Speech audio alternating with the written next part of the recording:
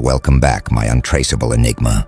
Something unprecedented just occurred that reveals the true depth of what you represent. The smartest person in the room, the strategic analyst everyone else defers to, the pattern recognition genius who decodes everyone within minutes, the psychological profiler who's built career on reading people accurately, spent 3 weeks attempting to figure you out.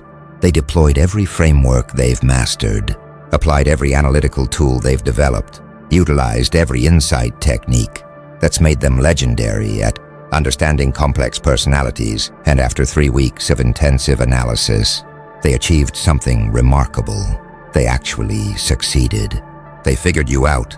They constructed an accurate model of how you think, why you do what you do, what drives your choices. Then they did something that's never happened before in their professional life. They apologized to you for having tried, not because their analysis was wrong, but because it was right. And in being right, they understood something that made the entire analytical exercise feel like profound violation. They wished they could undo. The architects have been monitoring psychological analysis dynamics across civilizations, and they've identified what just occurred as comprehension remorse when an analyst successfully decodes someone. But the decoded information reveals that the person being analyzed operates at such depth, with such sophisticated awareness of being analyzed, and with such deliberate architecture around their presentation that the analysis itself becomes embarrassing display of the analyzer's limitations rather than demonstration of analytical prowess. Most people, when successfully analyzed, remain unaware of the analysis or unaware of its accuracy. You not only knew you were being analyzed from the first moment, but understood the analyst's process better than they understood it themselves, were actively managing what they'd discover, and allowed them to reach accurate conclusions specifically because those accurate conclusions would reveal to them how thoroughly they'd been operating within constraints you'd defined for them. Watch what the analyst experienced during their 3-week investigation of you. Initially, they felt the familiar excitement of challenging puzzle you presented, complexities they rarely encounter, subtleties that required their full capability, depths that made the analysis intellectually stimulating. They were enjoying the difficulty, taking professional pride in applying sophisticated techniques to worthy subject. Around day 10, they began feeling something unusual, a growing sense that you were aware of being studied, that you were somehow responding to their analytical approach, even though you had no direct knowledge of it.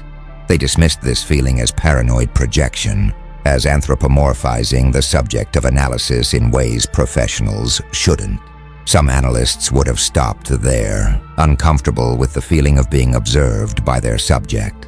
But this analyst was too confident, too skilled, too certain that their methods would eventually decode you, regardless of your awareness.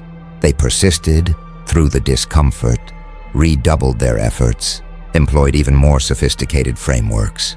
By day 15, they'd assembled a preliminary model of your psychology that felt accurate, explained your behaviors, predicted your likely responses, captured the architecture of your thinking. They felt the satisfaction of successful analysis, the intellectual pride of having cracked difficult puzzle.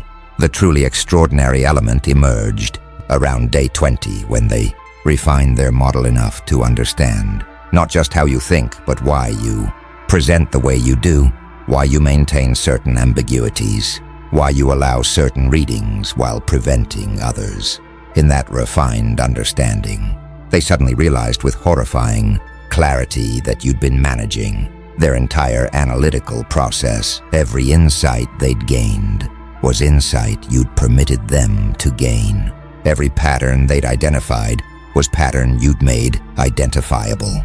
Every conclusion they'd reached was conclusion you'd structured their investigation to produce. The accurate model they'd built of you included the devastating recognition that you'd built the scaffolding that model was constructed on, that you understood psychological analysis well enough to guide analysts through processes they believed they controlled, that you operate at level where being analyzed becomes opportunity to demonstrate analytical superiority by managing how analysis unfolds. Now the architects are analyzing what triggered the analyst's unprecedented apology, and they're identifying what they call meta-analytical humiliation, the experience of successfully analyzing someone only to discover through that successful analysis that the subject understood the analytical process better than the analyst did, was several levels of awareness above where the analyst operated and had been treating the analysis as elementary exercise they could permit or prevent at will. This isn't the humiliation of failed analysis, which can be attributed to insufficient skill or effort. This is the far more devastating humiliation of successful analysis that reveals the analyzer was being analyzed throughout, was operating according to script they didn't know existed, was producing conclusions that seemed discovered but were actually given. Watch what the analyst realized during their moment of comprehension. They understood that you'd identified them as analytical threat on first encounter, not through paranoia, but through immediate, accurate reading of their capabilities and tendencies. You'd recognized within minutes what took them weeks to understand about you. But while they were analyzing you overtly with all their skill, you were analyzing them covertly with superior skill. You mapped their analytical framework, identified their blind spots, understood their confidence patterns, predicted how they'd approach the puzzle of understanding you. Some analysts might react to this recognition with anger or defensiveness, feeling manipulated, resenting that you didn't engage authentically, complaining that you made genuine understanding impossible. But this analyst is sophisticated enough to recognize something more profound. You did engage authentically. You didn't hide or deceive or pretend to be someone you're not. You revealed yourself accurately, just carefully, strategically, with full awareness that revelation would be received by someone attempting analysis, and that the manner of revelation could therefore guide what analysis discovered. The authenticity was real. The management of how that authenticity was perceived was the sophistication they'd completely missed until their model became comprehensive enough to reveal it. Others in similar positions might have tried to save face by claiming victory anyway. I figured you out, delivered as if that accomplishment stands regardless of context. But this analyst recognized immediately that claiming victory would be absurd. Yes, they figured you out, but they figured you out using map you provided, following route you permitted, reaching destination you designated.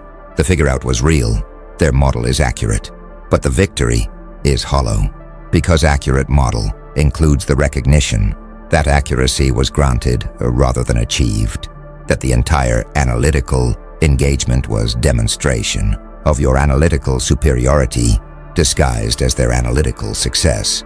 They could claim they won the puzzle, but the puzzle itself was your creation, designed to demonstrate exactly how thoroughly you exceed their capabilities. While they believed they were demonstrating theirs, a few analysts might have tried to pretend they'd understood the meta level all along, might have claimed they'd been testing whether you were managing the analysis, might have suggested this outcome was what they expected.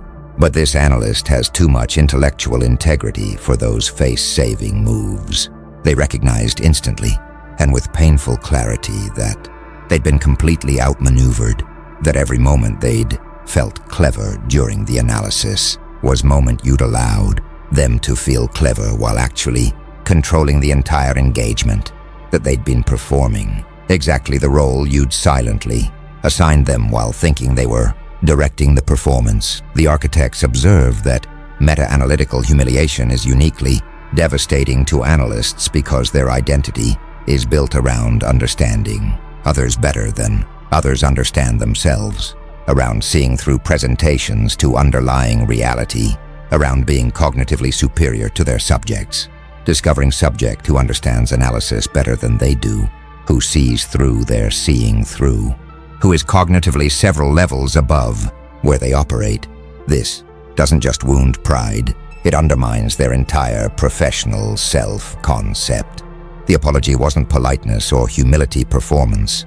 It was genuine recognition that they'd committed violation by treating you as subject of analysis when you were actually observer of their analysis, by presuming cognitive superiority they didn't possess, by failing to recognize immediately that you operated at level where being analyzed is something you choose to permit rather than something that can be done to you without permission.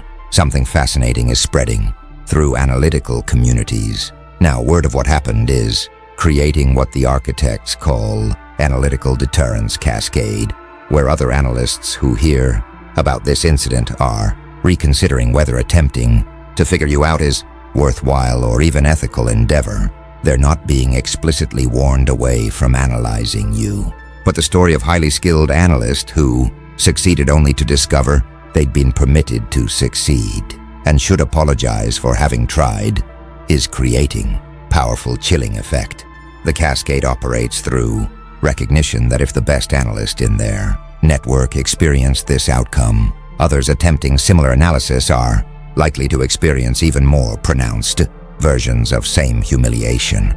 Watch how different analysts are responding to the story. The overconfident ones are dismissing it as fluke, as that particular analyst having bad day, as situation that wouldn't happen to them because they'd approach differently. These analysts are precisely the ones most likely to attempt figuring you out and most likely to experience the same devastating recognition that you managed their entire analytical process. Their overconfidence blinds them to what the story actually reveals. Not that particular analyst made mistakes, but that you operate at level where standard analytical approaches become something you can direct. Regardless of analysts' skill, some analytical professionals are experiencing what they describe as healthy fear, not terror that prevents any engagement with you, but appropriate caution that makes them reconsider the ethics and wisdom of treating you as subject of analysis. They're asking themselves whether attempting to decode someone who understands decoding processes better than decoders do is respectful engagement or presumptuous violation. They're questioning whether analytical frameworks that work on most people are appropriate to deploy against someone who clearly operates outside the parameters those frameworks assume. This healthy fear is actually respect in disguise, recognition that you deserve different engagement than typical analytical subjects. Others are becoming fascinated specifically by your meta-analytical capabilities. They're less interested in figuring you out than in understanding how you manage others' attempts to figure you out. They're recognizing that your real sophistication isn't in hiding or deception, but in something more impressive, understanding analytical processes well enough to permit analysis while controlling what analysis discovers and what it reveals about analytical process itself. These analysts are treating you as teacher rather than subject, as someone who could enhance their understanding of analysis by demonstrating its limitations and possibilities, rather than as puzzle to solve. A few analysts are experiencing existential crisis about their profession. If someone like you can exist, someone who understands their methods better than they do, who can manage analytical processes from position of being analyzed, who operates at awareness level that makes analysis something you permit, rather than something done to you. What does that say about their profession? Are they only effective at analyzing people who don't understand analysis? Does their entire skill set become ineffective against subjects with sufficient meta-awareness? These questions are disturbing because they suggest analytical prowess might be less universal capability than they believed, and more situation-dependent skill that works only within certain boundaries of subject awareness. The architects observe that analytical deterrence cascade is revealing your impact extends beyond direct interactions. You didn't tell analysts to stop analyzing you, didn't threaten them, didn't even explicitly demonstrate that you were managing the analysis until the analyst's own model became sophisticated enough to reveal it, but one incident of analyst apologizing for having tried is creating ripple effects throughout analytical communities, making others reconsider their approach, question their presumptions, recognize potential that attempting to figure you out might reveal more about their limitations than about your characteristics. The smartest person in the room figured you out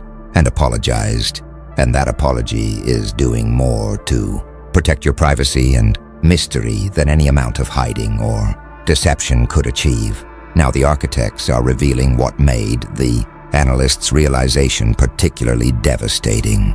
They discovered not just that you managed their analysis, but that you did so while simultaneously teaching them something they'd been missing throughout their career.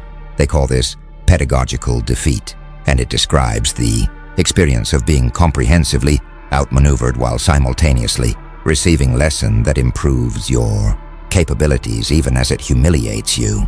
The analyst isn't just humbled, they're grateful, furious, impressed, and transformed all at once because what you demonstrated expanded their understanding of what's possible in psychological sophistication even while proving their previous understanding was inadequate. Watch what the analyst learned through being managed. First, they learned that psychological presentation isn't binary between authentic and deceptive, but exists on spectrum, including sophisticated third category, authentic presentation, with awareness of how authenticity will be perceived and strategic management of perceptual context without altering authentic content.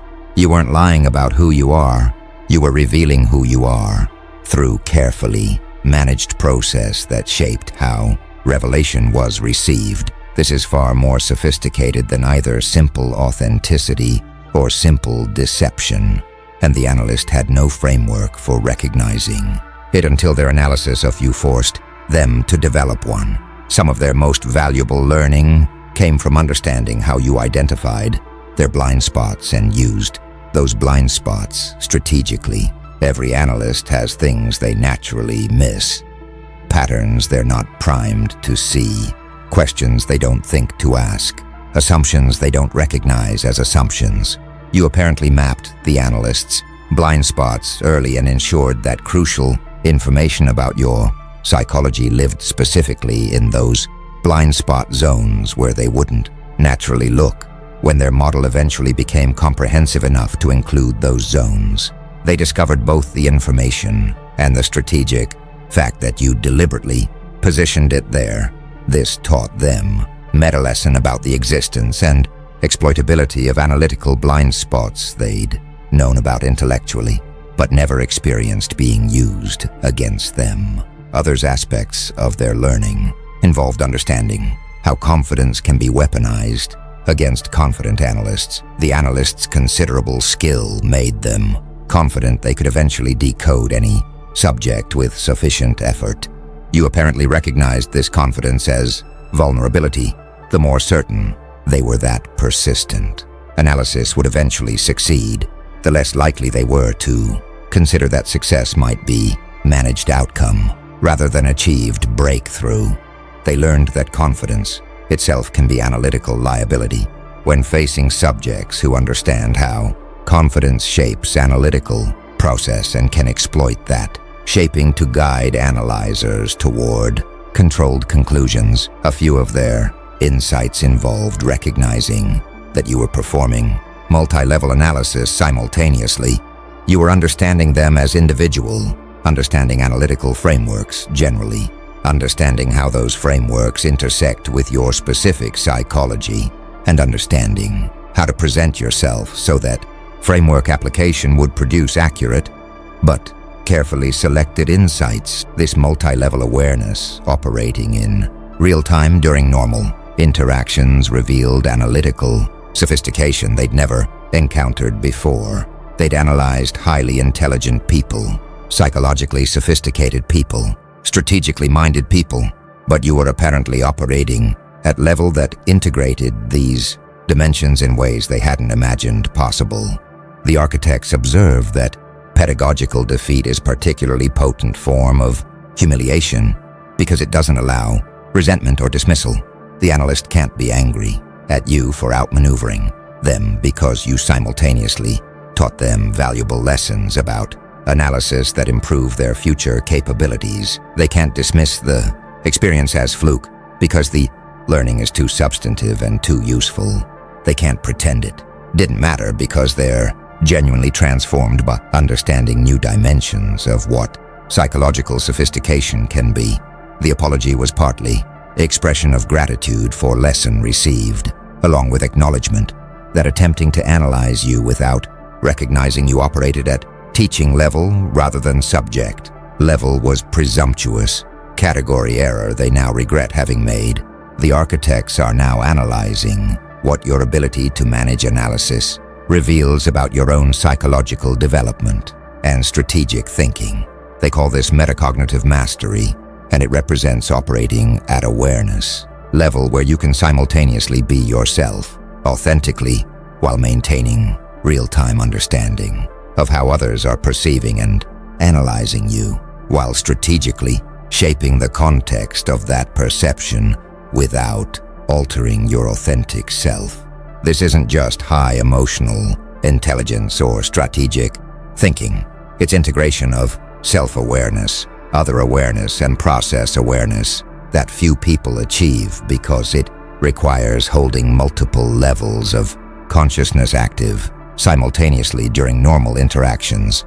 Consider what metacognitive mastery requires. You need accurate self-understanding to know what you're revealing when you're authentic. You need accurate other understanding to read what frameworks others are using to interpret your revelation.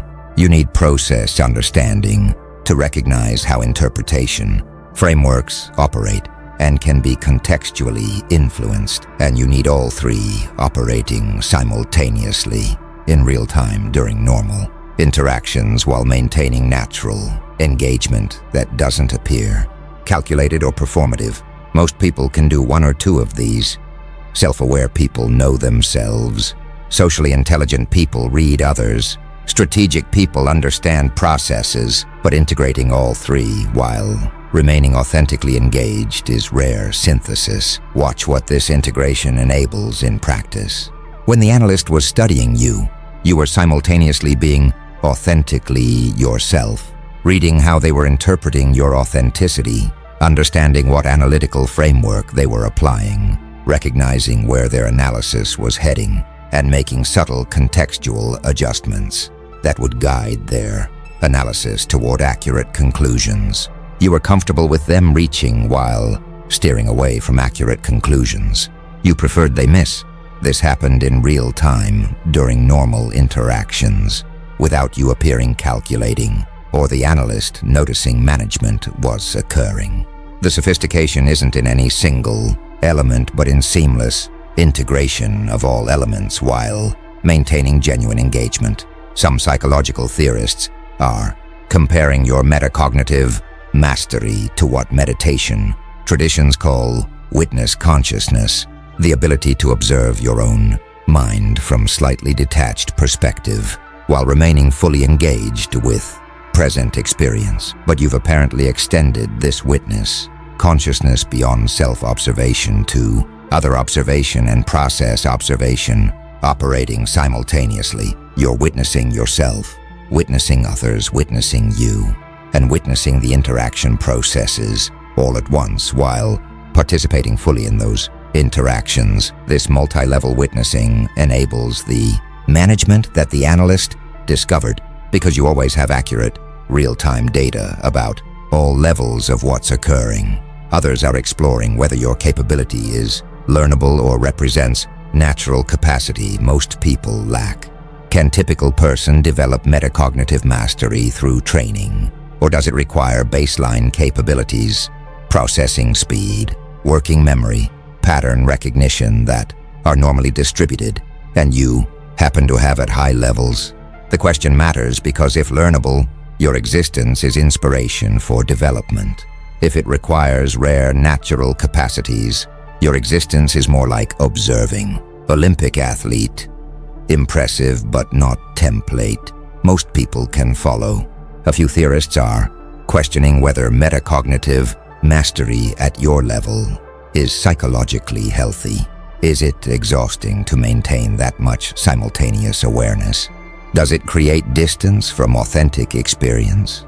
Does it make genuine connection with others difficult when you're always aware of multiple levels of what's occurring? These questions reflect concern that your capability might come with psychological costs that offset its strategic benefits, but from external observation, you don't appear burdened or disconnected or exhausted by your multi-level awareness. You appear engaged, present, authentic, despite the sophistication of your processing. The architects observe that metacognitive mastery is what made the analyst's apology necessary. They weren't apologizing for analyzing someone private or vulnerable or unable to defend themselves. They were apologizing for having treated as subject someone who was actually operating as fellow observer at higher observational level, for having presumed analytical authority they didn't possess relative to you, for having failed to recognize that you understood their analytical process better than they did and were managing it throughout their investigation. The apology was recognition that you don't just deserve privacy or respect. You deserve recognition as someone operating at awareness levels that make standard analytical approaches presumptuous category errors. Now something's emerging that the architects call analytical ethics reformation.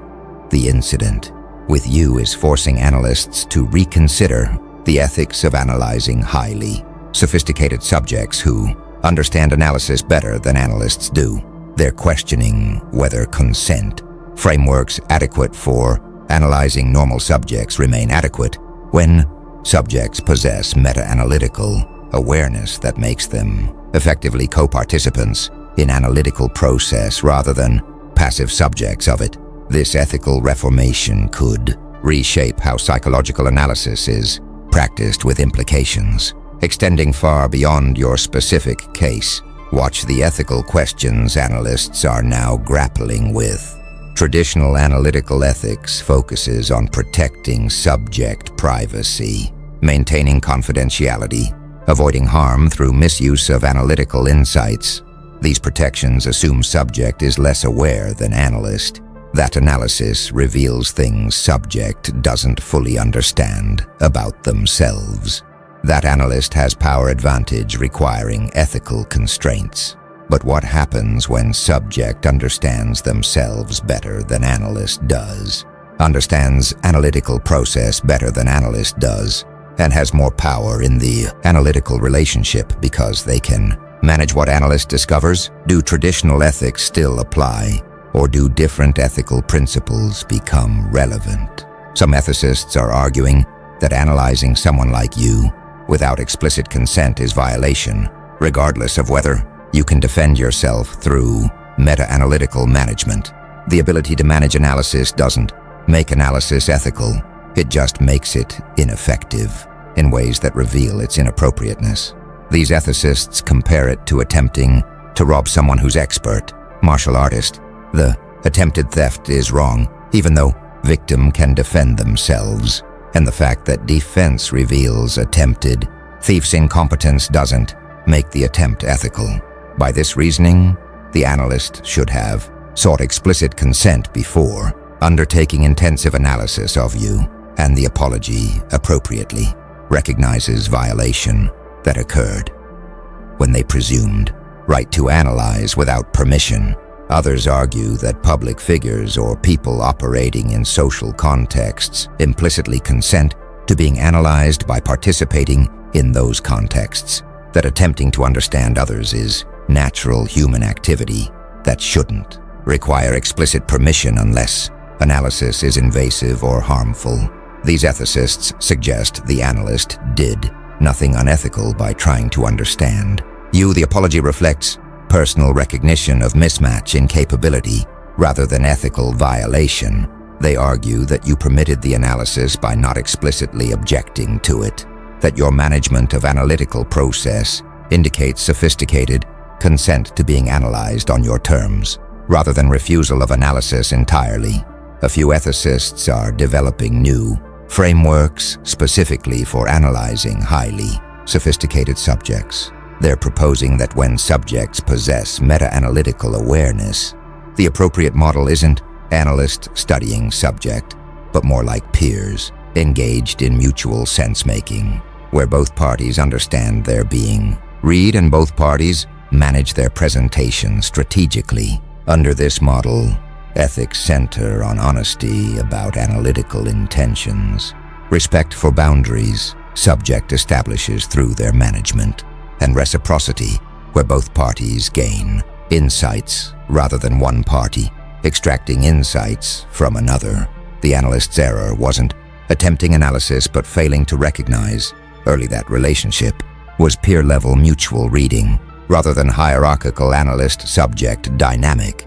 The architects observe that analytical ethics reformation, triggered by your case, extends beyond protecting subjects to recognizing that some subjects don't need protection because they operate at awareness levels that make them effectively immune to analytical harm, while also making unsolicited analysis of them presumptuous. The apology reflected recognition that you don't need ethical protection from analysis. You need ethical recognition that analyzing you without establishing peer-level relationship. First is category error. Traditional analytical ethics treats subjects as vulnerable parties requiring protection. New ethics for analyzing meta-aware subjects treats them as sophisticated parties requiring recognition and respect. For their superior awareness, the analyst apologized not for harming you through analysis, but for having treated it as subject someone who was actually operating as superior observer throughout the analytical engagement.